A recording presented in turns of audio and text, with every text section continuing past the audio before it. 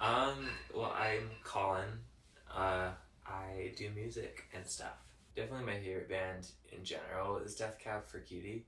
Um, I don't know, I think stylistically they kind of, and like aesthetically too, they just have a really like simple, kind of genuine brand of kind of, I guess, indie rock or alternative rock.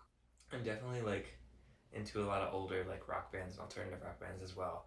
Like some ones that come to mind are like REM, U2, a lot of like dad bands and stuff like that. For a holiday, I got like a big keyboard, an actual keyboard, and slowly I learned how to play that. I like started covering like really basic stuff that like everybody learns how to cover, like Coldplay, and so I don't know. I mean, I just started to play that more, and eventually, I mean, thanks to my dad because he really went off with these presents. He got me a bass for Christmas, and yeah, that's really when I started to really just get into like, I started to kind of diversify the type of music that I was into when I got into playing bass.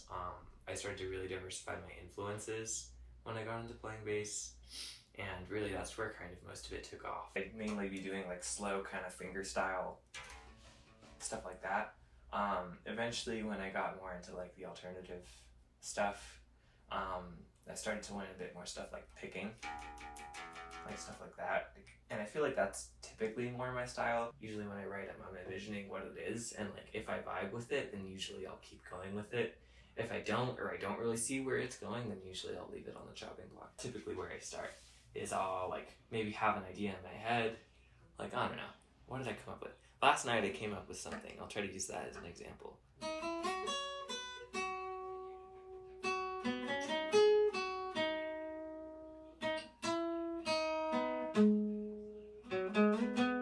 In the past, I used to just, because I didn't have this whole cool setup like I do now, I used to just have GarageBand on my phone, and I would, like, I don't know, I just come up with, like, I don't know, like a keyboard, like, bum, bum, bum, bum, bum, something like that, you know?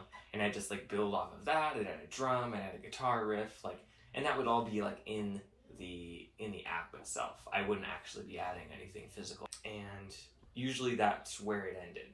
I would like edit it, but I wouldn't mix it or anything like that. I would kind of just leave all the levels where they were, and that's just kind of how I made songs back then. I didn't really understand what any of that was. Nowadays, I'm still learning a lot.